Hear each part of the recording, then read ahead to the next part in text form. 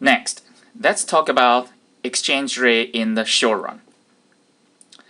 Exchange rates are changing every second because it is the price. The price of a currency in terms of another currency. So it depends on the demand and supply in the market, and demand and supply of currency change every second.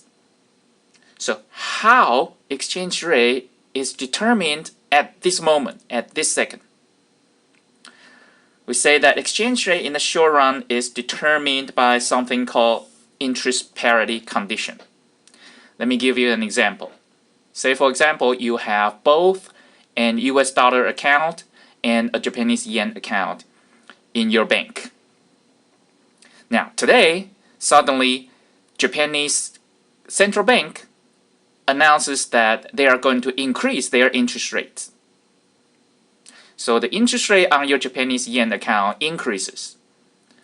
But US Federal Reserve banks do not do anything. Therefore, what should you do?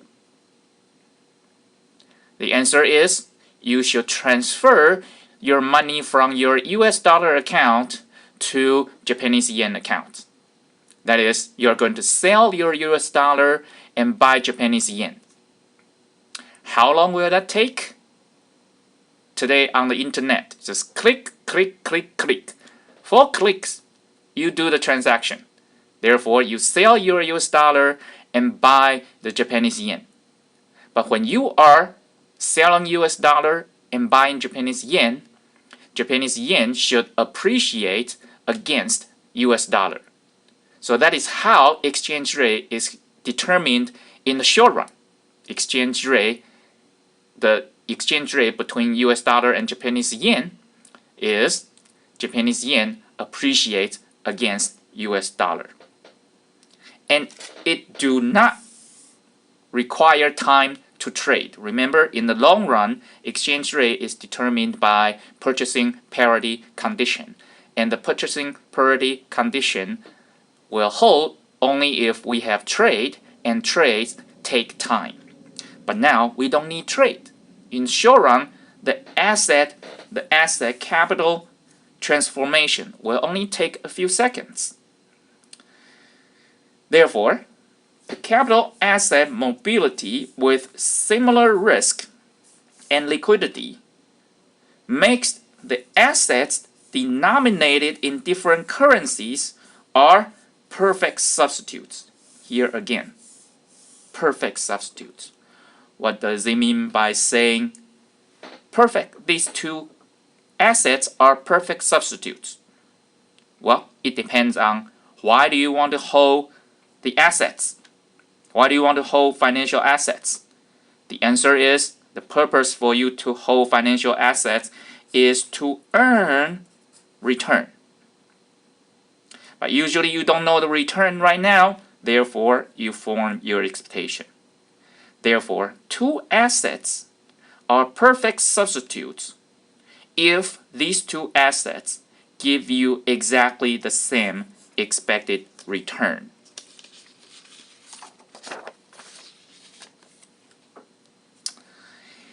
In chapter 4, when we want to compare your mom's gift and your dad's gift, these two gifts are given at different times. If you want to compare the return of these two gifts, we say that you have to compare these two returns at the same time, like the present value today. Okay? And in chapter 6, when we try to compare expected returns of two assets, one is 2-year bond, the other one is 1-year bonds.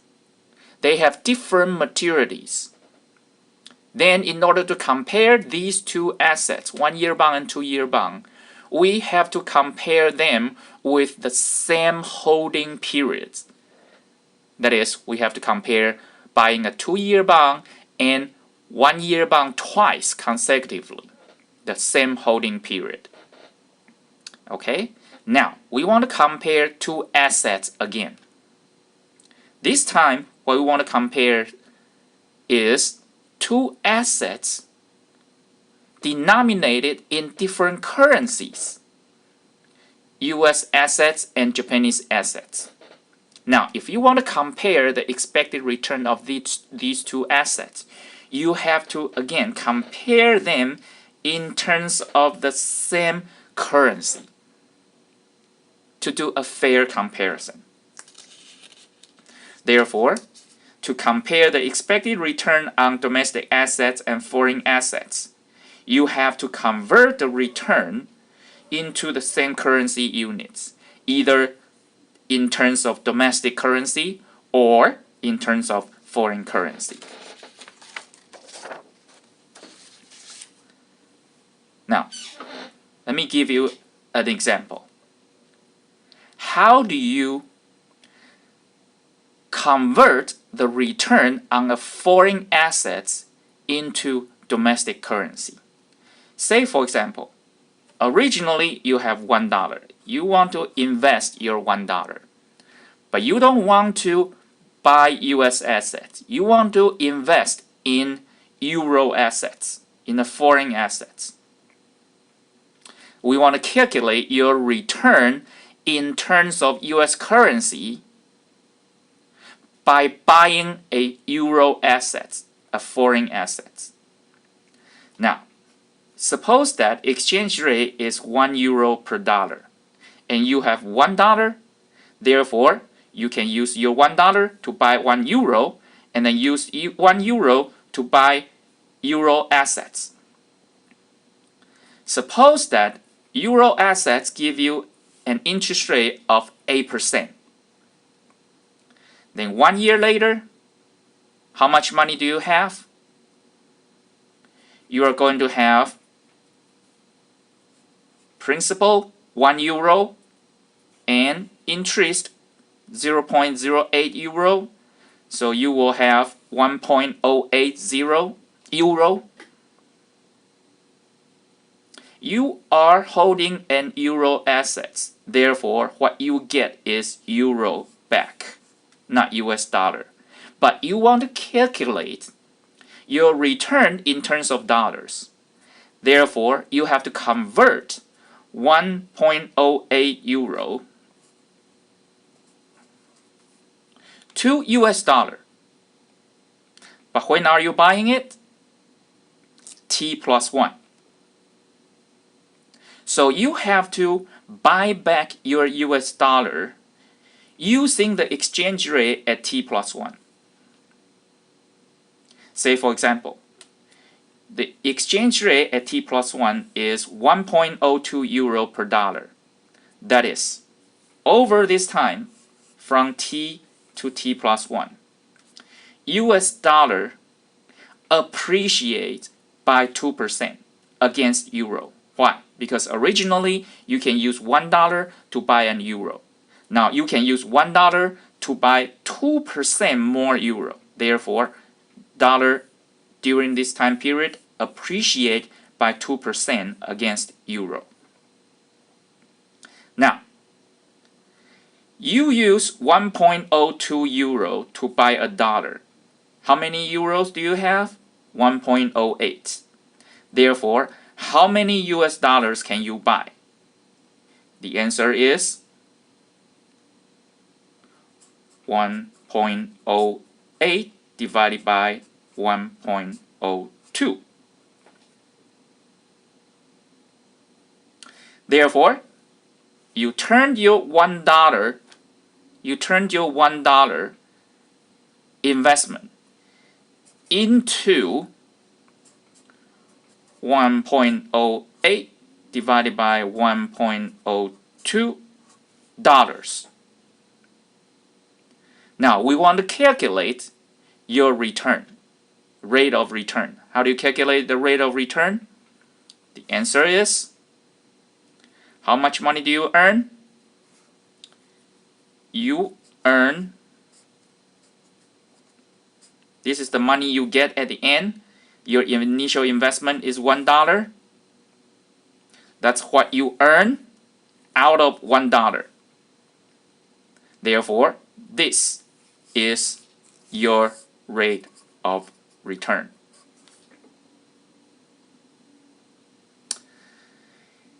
if you have learned logs, okay, the return is the log change.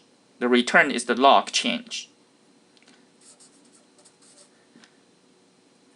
So you can calculate your return as the log change, going from $1 to this much many dollars. If you have learned log, then what do you get? You get log 1 plus 8% minus log 1 plus 2% minus log 1 is 0. And log 1 plus a small number is very close to that small number. Log 1 plus a small number is very close to that small number. Therefore, it is close to 6%. If you have not learned log yet, don't worry. Just do this. Enter this into your calculator. You will see that that number will be very close to 6%, which is exactly this 8% minus 2%. Now, let me use a clean copy and do it again. So what are we doing here in this example? Now, at time t, you have $1. The exchange rate at time t is €1 per dollar. Therefore, you can use $1 to buy €1. Now, you invest this €1 in the euro assets, and you earn 8% interest rate. Therefore, you get €1.08 at t plus 1. Now, you want to use your euro to buy back US dollar. But the exchange rate at time t plus 1, when you want to buy back your US dollar, becomes €1.02 per dollar. That is, dollar appreciate by 2%.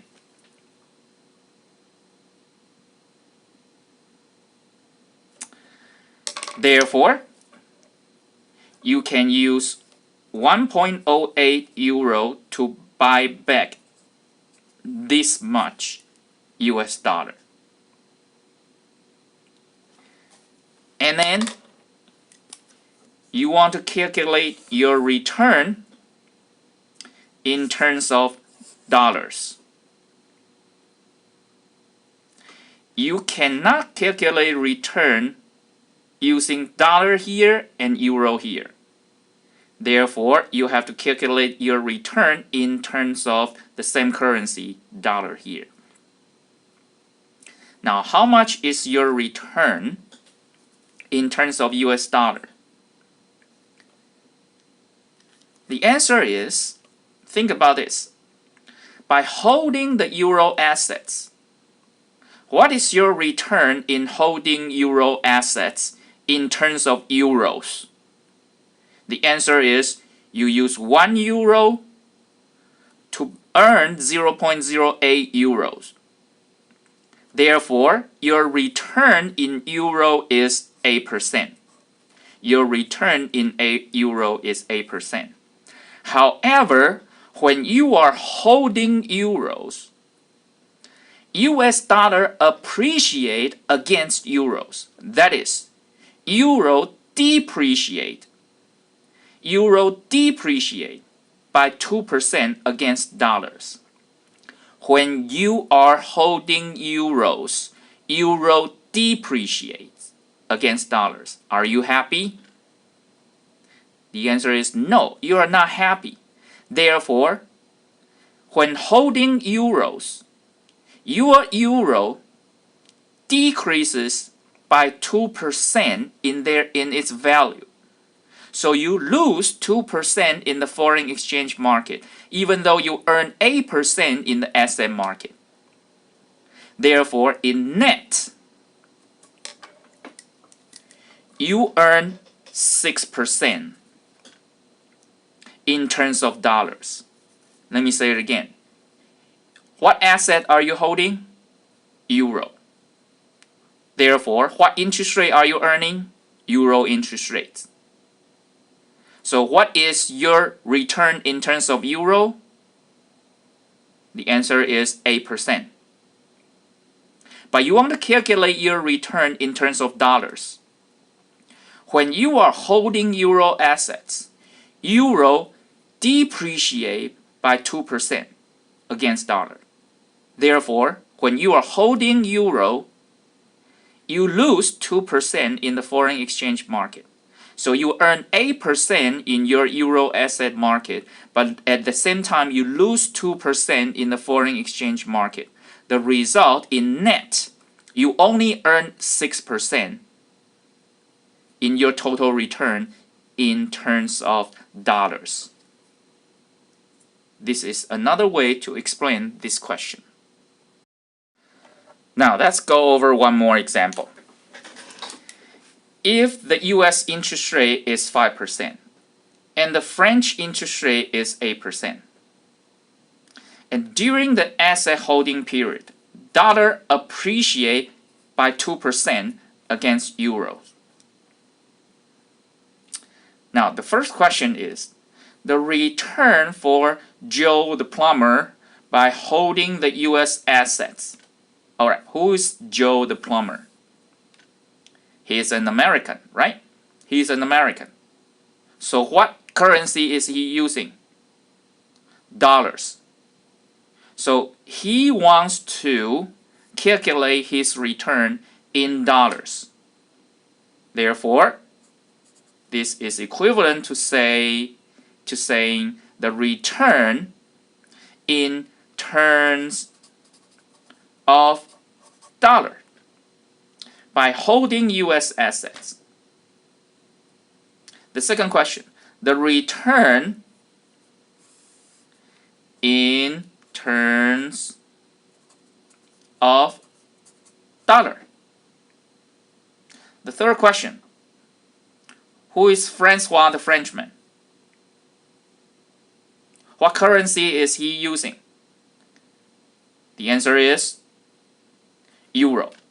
Therefore, this is equivalent to saying the return in terms of euro by holding US assets. Same thing here. Francois the Frenchman only cares about euro because he's using euro, therefore he wants to calculate his return in terms of euro by holding the French assets. Alright, so the first question is, you want to calculate the return in terms of dollar by buying dollar assets. The second one is, you want to calculate the return in terms of dollar by buying euro assets. The third question is, you want to calculate the return in terms of euro by buying US assets. The fourth question is, you want to calculate the return in terms of euro by buying French assets, the euro assets. Now, two of the four questions are very easy. Which two? The answer is question number 1 and question number 4. Why? Question number 4 is, You buy US assets and you want to calculate your return in terms of US dollar.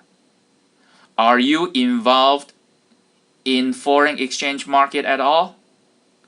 The answer is no. You don't use one currency to buy another currency. Therefore, this question is easy. When you buy US assets and you want to calculate return in terms of US dollar, your return will be exactly the US interest rate, 5% that you earn by holding the assets, and you don't have any gain or any loss in the foreign exchange market. Same thing here. You want to calculate return in terms of euro by holding euro assets. Are you involved in foreign exchange market? The answer is no. Therefore, you are not buying a currency using another currency. Therefore, what asset are you holding? French asset, euro assets. So you earn 8% in the asset market. Do you gain or lose anything in the foreign exchange market? No, because you are not in the foreign exchange market at all. Alright, now, how about the second question? You want to calculate return of holding euro assets in terms of dollars. Are you involved in the foreign exchange market? Yes. Now, always ask yourself this question first. What assets are you holding? What assets are you holding? The answer is you're holding French assets. Therefore, what interest rate are you earning? The answer is French interest rate. So in the asset market, you earn 8%. Okay? Next, how about in the foreign exchange market? Again, ask yourself this question again. What assets are you holding? The answer is French assets. And when you are holding French assets, euro appreciate or depreciate? The answer is during the asset holding period, dollar appreciate. That is, euro depreciate against dollar. When you are holding an euro asset and euro depreciate, are you happy? No. Therefore, you lose in the foreign exchange market. By how much? 2%.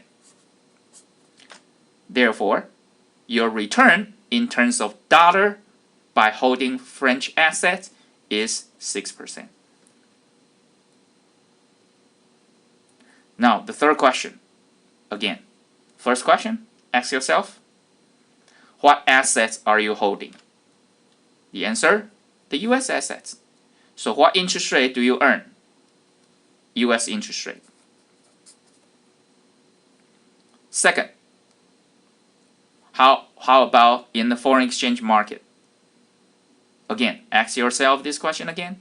What assets are you holding? US assets. When you are holding US assets, US dollar appreciate against euro. Are you happy? Yes, you're happy. When you're holding US assets, US dollar appreciate. So you earn extra return in the foreign exchange market. How much? 2%. Therefore, you earn 7% return in terms of euro by holding US assets. Note that the example that we are using here is ex post. That is, we assume that during the asset holding period, we know that dollar appreciate by 2% against euro.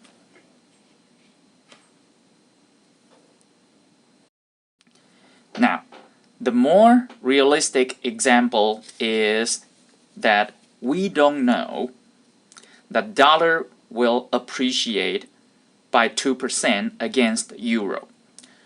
So I changed the example. The only thing I add here is Now I said during the holding period, dollar is expected to appreciate by 2% against euro. Therefore, we want to compare the expected returns of different strategies ex ante, that is, before anything happens. Then we use exactly the 4 examples here. First, Joe the plumber holds US assets. Second, Joe the plumber holds French assets. Now, we want to compare these two strategies. That is the expected return for holding US assets or the expected return for holding French assets for Joe the plumber higher than the other strategy? That's what we want to know. Number 3, how about Francois the Frenchman holds US assets? What is his expected return? Francois the Frenchman holds French assets. Then what is his expected return in terms of euro? So the examples are exactly the same, except that I add this is expected to. The dollar is expected to appreciate by 2% against euro. And I want to calculate the expected return for Joe to hold US assets in terms of US dollar.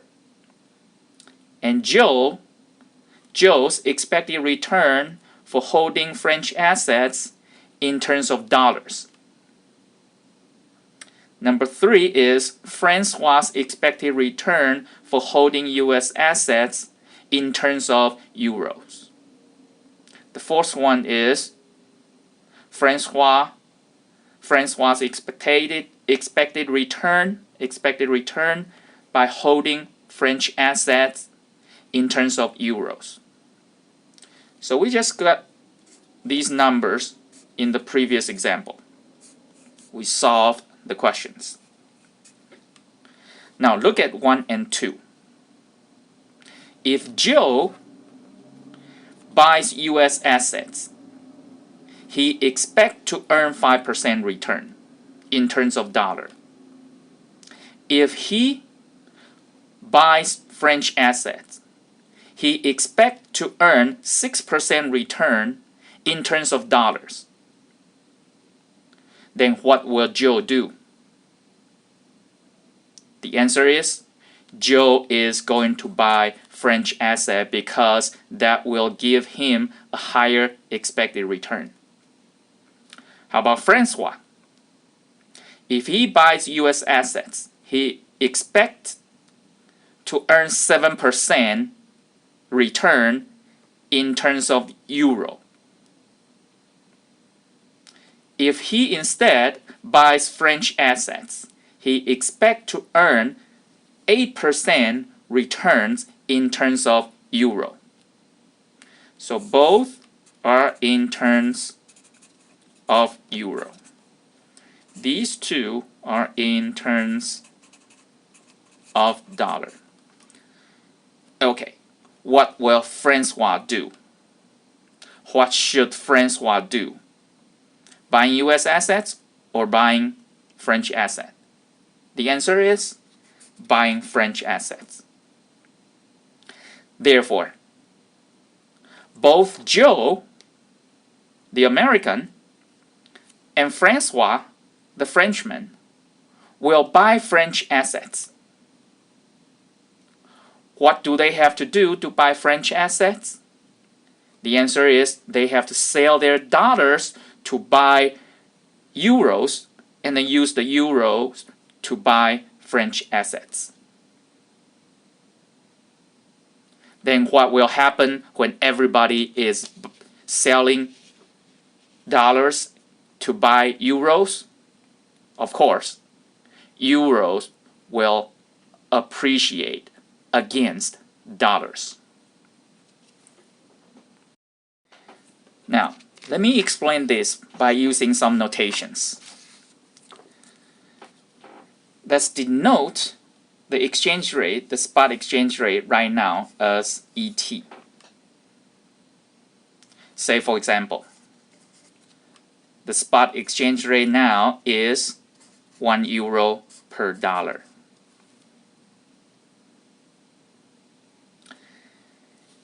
Then what is ET plus 1E?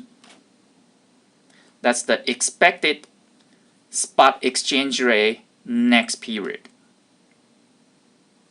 Say, for example, the expected exchange rate between euro and dollar next period is 1.02 euro per dollar.